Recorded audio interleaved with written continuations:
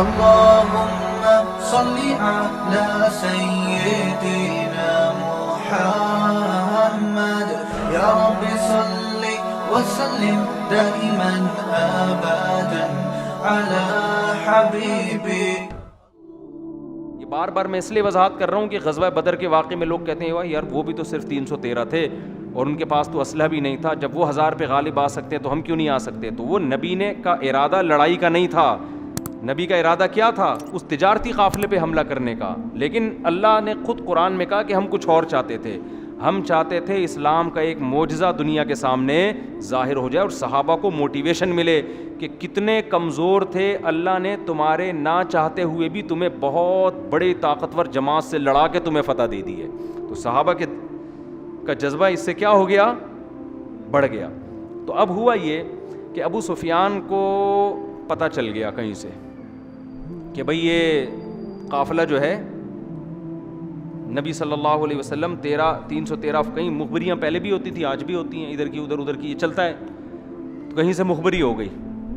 ابو سفیان نے فوراً مکہ مکرمہ میں ابو جہل کے پاس قاصد بھیجا اور کہا کہ بھائی ہمارا تجارتی قافلہ آ رہا ہے, کروڑوں روپے کا, اربوں روپے کا مال ہے, اور محمد صلی اللہ علیہ وسلم نے اپنے ساتھیوں سمیت اس قافلے پہ حملہ کرنے کا ارادہ کیا ہے, فوراً ہماری مدد کے لیے پہنچو.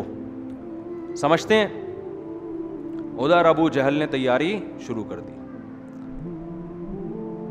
بڑے بڑے جو عرب کے سردار تھے نا, انہوں نے بھی تیاری شروع کر دی.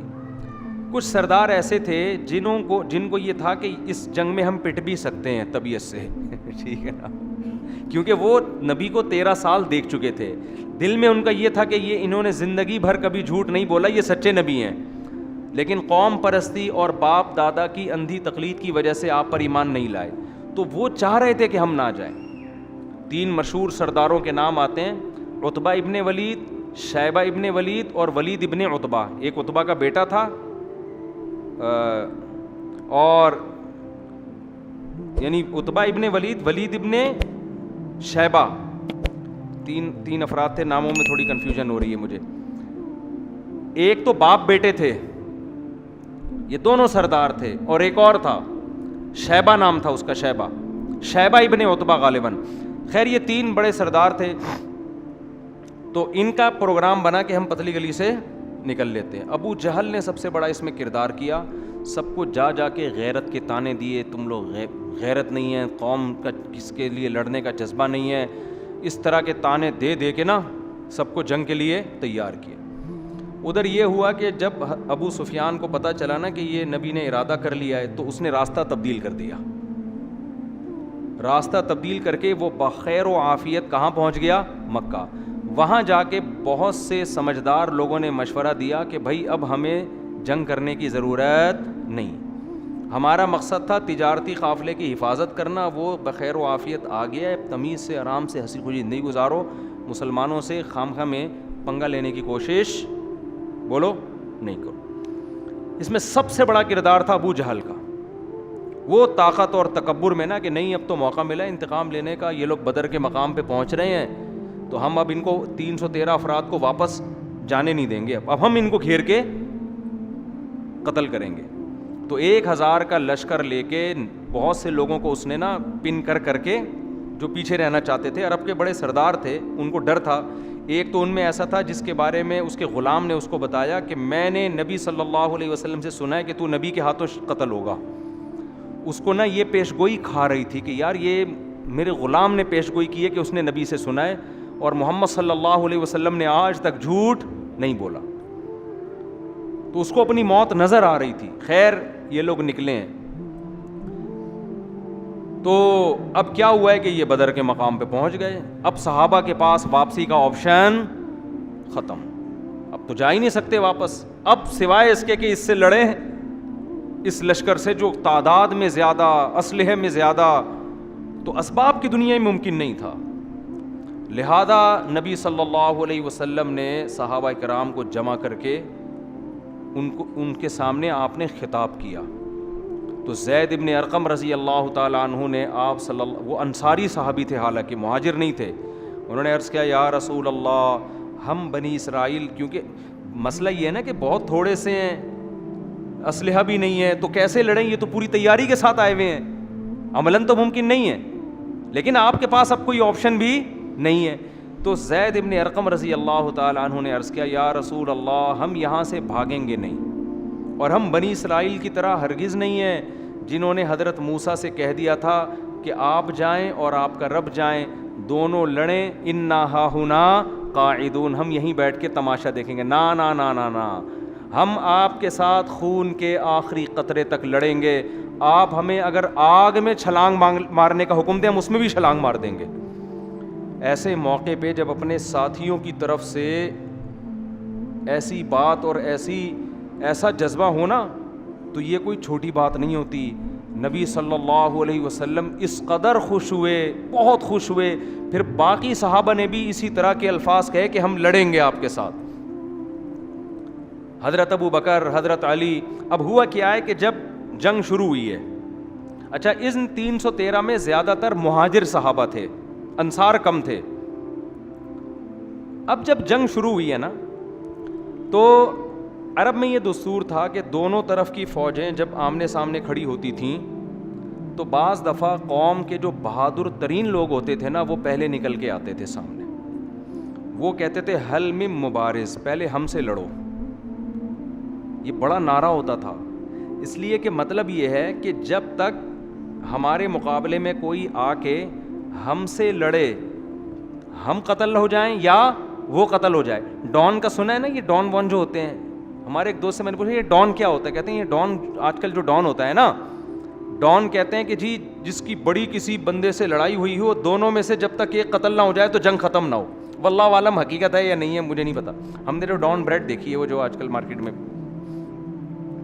تو اب یہ فلموں میں ہوتا ہے, یہ حقیقت میں ہمیں نہیں پتا, لیکن عرب میں جنگوں میں ایسا ہوتا تھا کہ ادھر کا ڈان نکل کے آتا تھا, صحیح ہے نا, وہ کہتا تھا کہ پہلے ہم سے لڑو, جنگ بعد میں شروع ہوگی. ادھر سے کوئی بہادر آئے گا, دونوں لڑیں گے, جب تک دونوں میں سے ایک قتل نہیں ہو جائے گا لڑائی شروع نہیں ہوگی.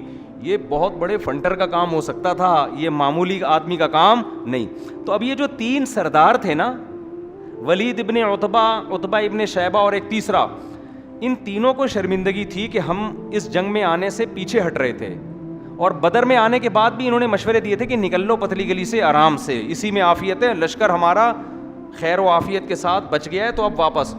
ابو جہل ان کو مسلسل تانے دیتا رہا, تم عورتوں کی طرح چوڑیاں پہن کے بیٹھ جاؤ, تم یہ کرو, جیسے ہوتا ہے نا. ان کو یہ شرمندگی تھی کہ یار ہم نے جانے کی باتیں اتنی کر لی ہیں, اب جب جنگ ہونی ہی ہے تو اپنی خفت مٹانے کے لیے, کیونکہ واپس جانا تو قوم کے پاس ہی ہے نا.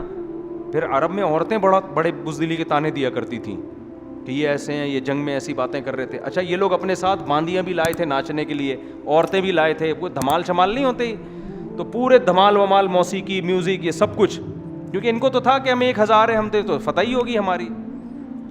اب کیا ہوا ہے کہ یہ تینوں نکل کے آ گئے سامنے, اور انہوں نے نعرہ لگایا اپنی شرمندگی بچانے کے لیے نا, شرمندگی سے بچنے کے لیے انہوں نے, تاکہ ہمیں یہ تلافی ہو جائے اور لوگ ہمیں بزدل نہ سمجھیں, تو میدان میں نکل کے ان تینوں نے کہا حل من مبارز, کوئی ہے ہمارے مقابلے میں پہلے مقابلہ کرنے والا. ادھر سے 3 انصاری صحابی نکل کے آئے سامنے, 3 انصاری صحابی. اب آپ ان کی بہادری دیکھو, تھے عرب نا, اور تھے قریشی ہاشمی نبی کی قوم کے. انہوں نے کہا نا نا نا نا نا, اب جب لڑائی ہوگی تو ہمیں ہمارے جیسے لوگ چاہیے, سمجھ رہے ہیں نا, ان سے لڑنے میں مزہ نہیں آئے گا. اس سے پتہ چلتا ہے کہ اللہ نے اپنے نبی کو جو لوگ دیے نا, وہ قوم بڑی غیرت والی تھی, بہادر تھی. نبی صلی اللہ علیہ وسلم نے ان کی غیرت کا رخ چینج کر دیا ہے. اگر یہی بنی اسرائیل ہوتے, یہودی ہوتے نا, تینوں کبھی سامنے نکل کے نہ آتے, اور نکل کے آتے تو ان کی تمنا ہوتی کوئی پدے پدے سے ہمارے سامنے آ جائیں جن کو شکست دے کے ہم کیا کر لیں, اپنا نام روشن کر لیں. تو عرب کی دشمنی بھی, اچھا مدینہ میں کیا تھے منافق یہودی, وہ سارے یہودی تھے. مشرکین مکہ میں کوئی منافق نہیں تھا, ہمارے نبی کی قوم میں کوئی منافق نہیں تھا. وہ اگر اندر سے کافر ہیں تو باہر سے بھی کافر, اندر سے مومن ہے تو باہر سے بھی مومن. یہود میں کیا گڑبڑ ہو رہی تھی, باہر سے کچھ اور, لا الہ ہؤلاء ولا الہ ہؤلاء. قرآن کہہ رہے ہیں مفاد وہاں نظر آئے تو ادھر لڑک گئے, ادھر نظر آئے تو ادھر لڑک گئے. اس کو کہتے ہیں 2 نمبر آدمی. تو یہ تینوں نکل کے آئے, انہوں نے کہا کہ بھئی 3 بندے آ جائیں وہاں سے. تو وہ جب آئے تو انہوں نے کہا نا نا نا نا, یہ ہمارے اکفا نہیں ہے, ہمارے کفو نہیں ہے. تو پھر رسول اللہ صلی اللہ علیہ وسلم نے حضرت ابو عبیدہ, یہ بھی قریشی ہاشمی, حضرت جعفر طیار رضی اللہ تعالی عنہ, یہ بھی قریشی ہاشمی, اور آپ نے حضرت علی رضی اللہ تعالیٰ عنہ, حضرت علی بھی نبی کے چچا زاد اور حضرت جعفر طیار بھی نبی کے چچا زاد, اور حضرت ابو عبیدہ بھی نبی کے رشتہ دار, چچا زاد تو نہیں لیکن اسی قوم کے. تو ان تینوں نے دیکھ کر کہا کہ نعم اکفاؤنا, ہاں ہاں یہ ہمارے کیا ہیں, ہمارے جوڑ کے ہیں, ان سے لڑائی میں مزہ آئے گا. جب لڑائی شروع ہوئی ہے تو حضرت علی اور حضرت حمزہ نے ان 2 کا انا للہ کر دیا, ان 2 کو قتل کر دیا. انا للہ تو نہیں کہنا چاہیے کافروں کے لیے, ان 2 کو جان سے مار دیا. لڑائی ہوئی, وہ یہ دونوں غالب آ گئے. لیکن حضرت ابو عبیدہ بن جراح رضی اللہ تعالیٰ عنہ کا جس سے مقابلہ ہوا تو اس نے حضرت ابو عبیدہ بن جراح کی ٹانگ پہ اتنی زور سے تلوار ماری کہ وہ ٹانگ آپ کی شہید ہو گئی, کٹ گئی, اور آپ کو میدان جنگ سے لایا گیا. لیکن پھر ان دونوں صحابی نے حملہ کر کے اس کو بھی قتل کر دیا. تو بعد میں حضرت ابو عبیدہ رضی اللہ عنہ زخم کی تاب نہ لا سکے اور آپ کی شہادت ہو گئی. تو ادھر سے ایک, ادھر سے تینوں. اس کے بعد ایک لڑائی شروع ہوئی ہے. تو لڑائی میں اتنی زبردست پھر قرآن نے تسلیاں دیں, انہی آیتوں میں اللہ نے بیان کیا, اذ یریکہم اللہ فی منامک قلیلا, اللہ نے صحابہ کا رعب ان کے دلوں پہ بٹھا دیا اور ان کو جماعت کم کر کے دکھائی کہ یہ تھوڑے لوگ ہیں, اور ان کو یہ دکھایا کہ یہ بہت زیادہ لوگ ہیں. پھر اللہ نے آسمان سے فرشتے نازل کیے مدد کے لیے. تو بڑی زبردست جنگ شروع ہوئی. تو ایک مشہور صحابی ہیں, ان کا نام ذہن سے نکل گیا, اس جنگ میں ان کا بھی بڑا کردار ہے. 2 صحابی تھے, حضرت معوذ اور معاذ, یہ دونوں بچے تھے. اچھا, اس جنگ میں کچھ بچے صحابہ کو واپس بھی کیا ہے. کچھ صحابہ ایسے تھے جو نوعمر تھے, آپ صلی اللہ علیہ وسلم نے ان کو جنگ سے واپس کیا. حضرت معوذ اور معاذ چھپتے پھر رہے تھے کہ نبی کی ہم پہ نظر نہ پڑ جائے, کیونکہ ہم پہ اگر نظر پڑی تو ہمیں بھی کیا کر دیا جائے گا باہر. تو یہ چھپتے پھر رہے تھے. تو ایک مشہور صحابی اس وقت نام ذہن سے نکل گیا, وہ کہتے ہیں کہ میں نے اپنے دائیں بائیں غزوہ بدر میں دیکھا کہ معوذ اور معاذ جیسے بچے کھڑے ہوئے ہیں. تو میرے دل میں خوف پیدا ہوا کہ میرے ساتھ کوئی بہادر اور بڑے میچور لوگ ہوتے. جنگ میں ایسا ہوتا ہے نا, جب آپ لڑ رہے ہیں تو آپ چاہتے ہیں یار میرے ساتھ کون ہو, کوئی سپورٹر اچھا ہو نا. کہتے ہیں میں نے دیکھا کہ یہ دونوں کیا ہیں, بچے. تو میرے دل میں خوف پیدا ہوا. کہہ رہے لیکن ان بچوں کا جذبہ یہ تھا کہ ان دونوں نے مجھ سے پوچھا کہ ابو جہل کدھر ہے. صحیح ہے نا. انہوں نے مجھ سے کیا پوچھا, جیسے ہمارے دور کے بچے ہوتے ہیں مجھ سے انکل ابو جہل کہاں ہے. ہمارے دور میں کوئی ہوتا ہے نا انکل کہتے ہیں نا بڑوں, ابو جہل کہاں ہے. کہتے ہیں میں نے کہا بھائی یہ تو بڑے بہادر بچے ہیں, معوذ, اور آپ نے نظموں میں نام سنا ہوگا نا حضرت معوذ اور معاذ کا. تو انہوں نے کہا ہم ابو جہل کہاں ہیں, ہم نے سنا ہے وہ اسلام کا سب سے بڑا دشمن ہے. تو پھر یہ لوگوں سے پوچھتے پوچھتے ابو جہل کے پاس پہنچے, لڑائی ہوئی اور بالآخر ابو جہل کو انہوں نے گرا دیا لڑائی. ابو جہل زخمی حالت میں, یہ نہیں قتل نہیں کر سکے اس کو یہ, اور ان کا بھی بازو کٹ گیا. غالباً معوذ یا حضرت معاذ رضی اللہ تعالیٰ عنہ کا بازو کٹ گیا. تو نبی صلی اللہ علیہ وسلم کا معجزہ ظاہر ہوا, آپ نے وہ بازو لگایا اور وہ بازو جڑ گیا. یہ جو ابو جہل تھا نا, جب یہ جنگ میں زخمی ہو کے نیچے گرائے تو حضرت عبداللہ ابن مسعود رضی اللہ تعالیٰ عنہ, یہ بہت دبلے پتلے صحابی تھے. ان کی پنڈلیاں اتنی باریک تھیں کہ یہ شلوار ٹخنوں سے اوپر اٹھاتے, اس سے زیادہ نہیں اٹھاتے تھے. وجہ اس کی یہ تھی, کہتے مجھے شرم آتی تھی اپنی پنڈلیاں دکھاتے ہوئے, اتنی باریک پنڈلیاں تھیں. تو یہ تھے بھی غریب مسکین. یہ اصحاب صفہ میں سے تھے جن کے بارے میں آتا ہے نا, غربت کی وجہ سے پورے کپڑے نہیں ہوتے تھے پہننے کے لیے. تو یہ بڑے مسکین صحابی تھے. انہوں نے جب دیکھا کہ ابو جہل جو ہے یہ پڑا ہوا ہے, زخمی تڑپ رہا ہے, تو یہ اس کے سینے پہ جا کے بیٹھ گئے اس کی گردن کاٹنے کے لیے. تو وہ ابو جہل ان سے کیا کہتا ہے کہ ابن مسعود آج تو بہت اونچی جگہ پہ بیٹھا ہے, یعنی مرتے ہوئے بھی کم بخت کس قدر تکبر, کہ آج تو ایک سردار کے سینے پہ بیٹھا ہے بہت اونچی جگہ پہ, اور پھر کہنے لگا کہ میری گردن کاٹنا تو ذرا نیچے سے کاٹنا, تاکہ پتہ چلے کسی سردار کی گردن ہے. جب کٹے گی نا تو گردن دیکھ کے پتہ چلے کسی عرب سردار کی گردن ہے. حضرت عبداللہ بن مسعود نے اس کی گردن کاٹی اور رسول اللہ صلی اللہ علیہ وسلم کی خدمت میں لے جا کے رکھ دی. آپ صلی اللہ علیہ وسلم سجدے میں گر گئے اور آپ نے فرمایا اللہ نے اس امت کے فرعون کو قتل کر دیا. اتنا خوش ہوئے آپ صلی اللہ علیہ وسلم, کیونکہ اس نے بہت فساد مچایا تھا. 13 سال مکہ میں نبی صلی اللہ علیہ وسلم کو تکلیف دینے کا کوئی موقع اس نے اپنے ہاتھ سے چھوڑا نہیں تھا. بالآخر لڑائی ہوئی ہے اور ان کے 70 بندے قتل ہو گئے اور 70 گرفتار ہو گئے. گرفتار میں بھی بڑے بڑے لوگ. حضرت عباس جو نبی کے چچا تھے وہ بھی مشرکین مکہ کے ساتھ جنگ میں تھے.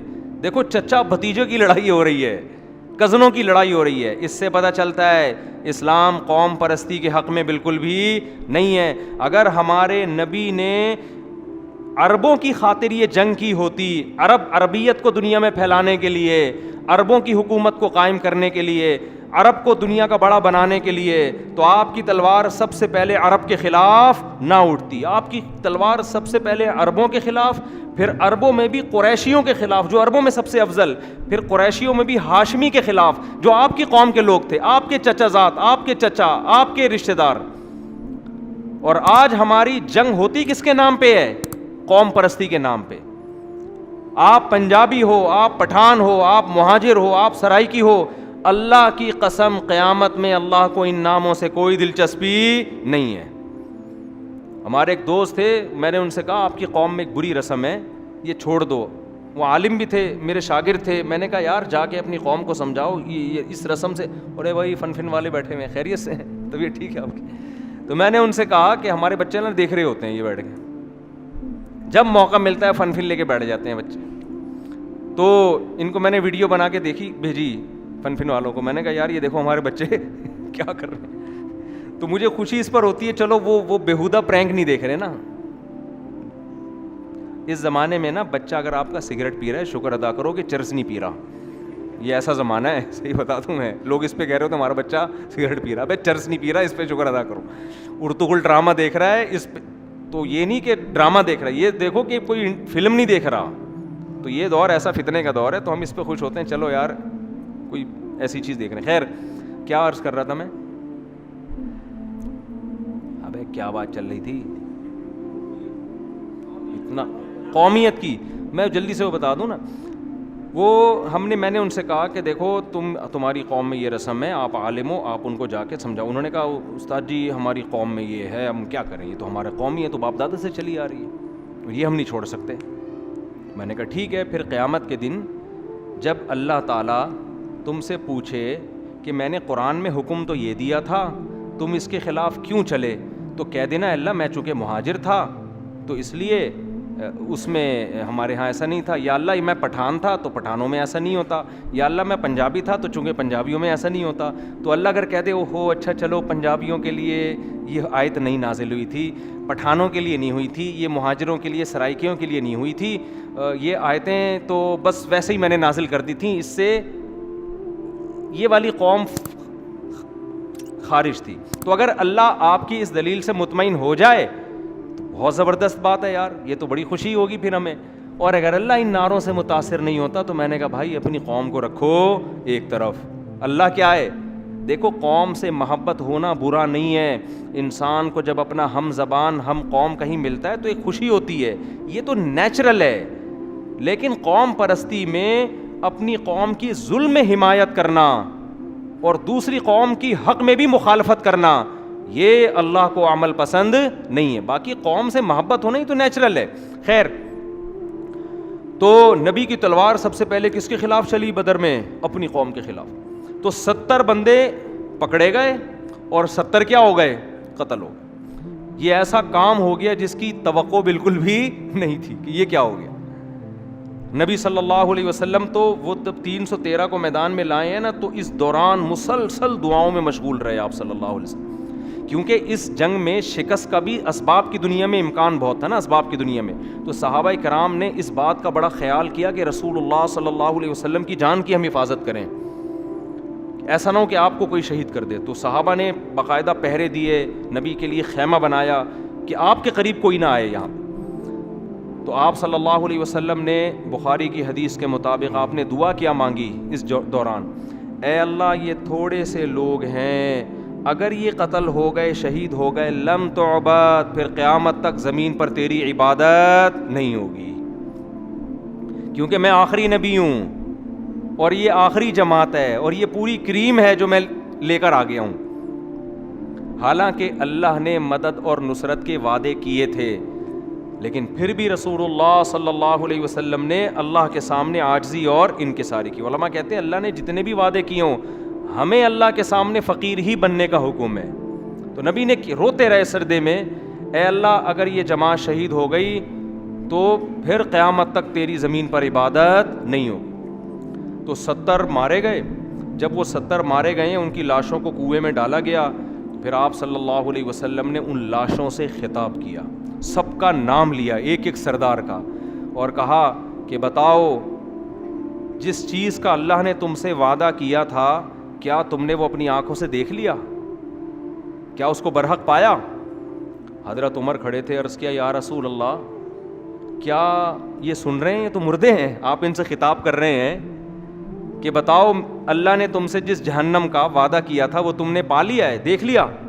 کہا تھا نا اللہ نے تمہیں شکست ہوگی, تم مغلوب ہوگے. اب آگے سے تو کوئی جواب نہیں آ رہا. تو حضرت عمر نے عرض کیا یا رسول اللہ, کیا یہ سن رہے ہیں؟ تو نبی نے فرمایا یہ تم سے زیادہ سن رہے ہیں, آج کے دن یہ تم سے زیادہ سن رہے ہیں. اب اس حدیث کی بیس پر بعض علماء کی رائے یہ ہے کہ مردے کیا کرتے ہیں؟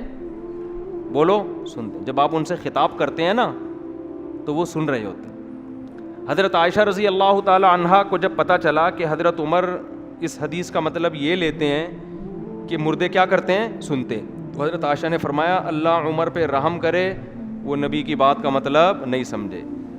حضرت عائشہ نے اس حدیث کا مفہوم یہ بیان کیا کہ سننے کا مطلب میری بات سنے نہ سنے, یعنی جو سننے کا مقصد تھا وہ آج ان کو زیادہ حاصل ہو رہا ہے, یعنی ہماری تو نہیں سن رہے لیکن جو ہم کہنا چاہتے ہیں نا یہ اپنی آنکھوں سے دیکھ رہے ہیں. اب یہ اسی وجہ سے علماء کا اختلاف ہے کہ مردے سنتے ہیں کہ نہیں سنتے. بعض کہتے ہیں یہ حدیث کا یہ حدیث اپنے ظاہر پر نہیں ہے, ان کی بھی دلیل ہے. وہ کہتے ہیں قرآن میں آتا انک لا تسمع الموتى, اے نبی آپ مردوں کو نہیں سنا سکتے, ولا تسمع الصم الدعاء, اور جو بہرے ہیں ان کو سنا نہیں سکتے, اندھوں کو راستہ دکھا نہیں سکتے. تو خیر اب یہ اختلافی مسئلہ ہے, پنجاب میں دبا کے اس پہ غزوہ بدر اور غزوہ احد قائم ہوتا رہتا ہے ہر تھوڑے دنوں میں نا. میری رائے کہ نہیں سنتے, کسی بعض لوگوں کی رائے کو سنتے ہیں, تو ہمیں کیا کرنا ہے. آج کل زندہ نہیں سن رہے نا آج کل, تو اختلافی مسئلہ ہے. میری رائے کہ نہیں سنتے, میری رائے کہ قرآن کی جو آیت ہے نا فإنک لا تسمع الموتى, اے نبی آپ ان کو مردوں کو نہیں سنا سکتے. خیر اس کی پھر لوگوں نے تعویلات کی ہیں علماء نے بعض. تو جہاں سننا ثابت ہے وہاں تو ہم سننے کے قائل ہیں. علی الاطلاق کہنا کہ مردے سنتے ہیں, ہماری رائے کہ نہیں سنتے, لیکن کسی کی رائے ہے سنتے ہیں, تو اس کو شرک نہیں کہیں گے. اس لیے کہ جو یہ کہتے ہیں نا سنتے ہیں, تو وہ کہتے ہیں اللہ اپنی قدرت سے سنا دیتے ہیں ان کو, وہ مردے کو یہ طاقت نہیں دیتے, وہ کہتے ہیں اللہ سنا دیتا ہے. واللہ عالم, ان پھڈوں میں نہ پڑیں تو بہتر ہے آپ کے لیے, سیدھا سیدھا تمیز سے زندگی گزاریں. پنجاب میں یہ بڑی قاتلانہ لڑائیاں اور ہر وقت ممبر پہ یہی وہ حیات النبی تو ممات النبی, تو سنتے ہیں تو نہیں سنتے, یہ ایسے پڑھے ہیں کہ الامان والحفیظ. اچھا خیر, 70 آدمی ہو گئے گرفتار. اب ان 70 کو کرنا کیا ہے, یہ مشورہ ہوا, ٹھیک ہے نا. حضرت عمر رضی اللہ تعالیٰ عنہ نے حسب معمول مشورہ یہ دیا, ان میں غیرت دینی حمیت بہت تھی. انہوں نے عرض کیا یا رسول اللہ, جو جس کا رشتہ دار ہے اس کے حوالے کیا جائے اور وہ اس کی گردن اپنے ہاتھوں سے اڑائے, تاکہ یہ قوم پرستی کا کیا ہو, بالکل خاتمہ. اللہ خوش ہوگا, دیکھو میری خاطر اپنے رشتوں کو نہیں چھوڑا. تو 70 کو قتل کیا جائے, ایک کو بھی نہیں چھوڑا جائے. نبی صلی اللہ علیہ وسلم کی رائے ایسے موقعوں پہ ہمیشہ نرم رہی ہے. حضرت ابو بکر کی رائے بھی ہمیشہ ایسے موقعوں پہ نرم رہی ہے. حضرت ابو بکر ذرا نرم دل تھے, اور ہمارے نبی کی طبیعت پہ تو تھا ہی جمال غالب. تو آپ کا مشورہ یہ تھا کہ یہ ہمارے اپنے لوگ ہیں, آج یہ ہمارے دشمن ہیں, کل یہ ہمارے دوست بھی بن سکتے ہیں. تو کیوں نہ ہم ان کو فدیہ لے کے چھوڑ دیں. فدیہ سے فائدہ یہ ہوگا ہمارے معاشی حالات اچھے ہوں گے.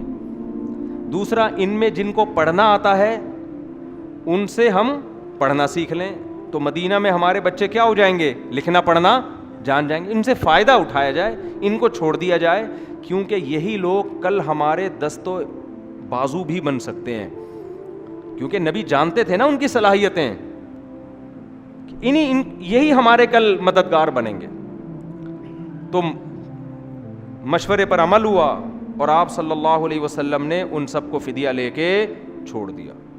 لیکن قرآن میں اللہ نے اس پر تنبیہ فرمائی اور اللہ نے فرمایا کہ اللہ کو آپ کا فدیہ لے کے ان کو چھوڑنے کا عمل پسند نہیں آیا. تبتغوا تریدون عرض الدنیا, تم دنیا کے پیسے چاہتے ہو.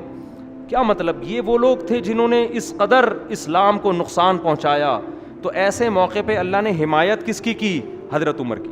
حضرت عمر جب حضرت ابو بکر اور نبی کے پاس گئے تو دیکھا وہ بیٹھے رو رہے ہیں. عرض کیا یا رسول اللہ آپ کیوں رو رہے ہیں؟ فرمایا اللہ کا عذاب قریب تھا کہ ہم پہ نازل ہو جاتا, لیکن پھر اللہ نے اپنا رحم کر کے اس عذاب کو ہم سے ساقط کر دیا. تو کچھ کام حضرت عمر نے ایسے کیے ہیں کہ حضرت عمر نے وہ مشورہ دیا اور وہ مشورہ آسمان سے آیتیں بن کے نازل ہوا. حضرت عمر نے مشورہ دیا کہ آپ پردے کا حکم دیں مسلمان عورتوں کو. تھوڑے دنوں میں آیتیں نازل ہو گئی کہ اے نبی آپ اپنی زوجات اور اپنی بیٹیاں اور مسلمان عورتوں کو حکم دیں کہ گھر سے پردے کے بغیر نہ نکلا کریں. بہت ساری آیتیں ایسی ہیں جو حضرت عمر کی موافقت میں نازل ہوئی ہیں. جب امی عائشہ پہ تہمت لگی نا تو بعض سیدھے سادے صحابہ منافقین کی باتوں میں آ گئے کہ اچھا بھائی اس کی تحقیق ہونی چاہیے, اچھا بھائی گواہ لے کر آؤ. حضرت عمر کو جب پتہ چلا نا کہ امی عائشہ پہ تہمت لگی ہے, حضرت عمر نے فرمایا سبحانک ھذا بہتان عظیم, کہا اللہ تو ہر عیب سے پاک ہے, پیغمبر کی زوجہ کیسے کر سکتی ہیں, یہ بہت بڑا بہتان ہے. انہوں نے کہا یہ سننے کی بات ہی نہیں ہے, یہ جس نے بولا ہے جھوٹ بولا ہے. قرآن نے جب آیتیں نازل کی نا حضرت عائشہ کی براءت میں اور حضرت عائشہ کی پاک دامنی میں, تو بالکل قرآن کے الفاظ یہی تھے. صحابہ کو اللہ نے تنبیہ کی لولا سمعتموہ قلتم ما یکون لنا ان نتکلم بہذا, تم نے یہ کیوں نہیں کہا کہ ہم اس پہ بات بھی نہیں کریں گے. سبحانک ھذا بہتان عظیم, یہ تو بہت بڑا بہتان ہے. تو یہ آیت بھی کس کی موافقت میں تھی؟ حضرت عمر.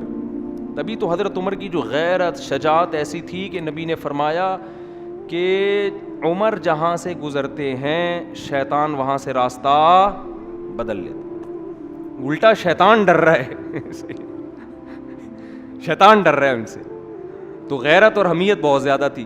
خیر, لیکن بہرحال اس کا فائدہ ہوا مستقبل میں. حضرت عباس بھی ایمان لے کر آئے اور ان میں سے بہت سارے لوگ ایمان لے کر آئے جو مسلمانوں کے لیے پھر ان کی طاقت اور قوت کا ذریعہ بنے. تو لیکن ہوا کیا کہ یہ جو 70 چھوڑ دیے گئے, یہ گئے ہیں, ان میں بہت سے دوبارہ تیاری کر کے اور نئے لوگوں کو لا کر غزوہ احد میں انہوں نے حملہ کیا اور مسلمانوں کے 70 افراد شہید کر دیے. تو گویا اللہ تعالیٰ نے بتا دیا کہ یہ جو تم نے 70 چھوڑے تھے ان کے بدلے میں ہم نے تم سے 70 لے لیے. تو یہ غزوہ بدر تھی. مفتی طارق مسعود صاحب کے بیانات سننے کے لیے youtube.com/مفتی طارق مسعود کو سبسکرائب کریں, اور اگر آپ لائیو ویڈیو کو کبھی بھی مس نہیں کرنا چاہتے ہیں تو سبسکرائب کرنے کے بعد بیل آئیکن پہ کلک کرنا مت بھولیں. جزاک اللہ.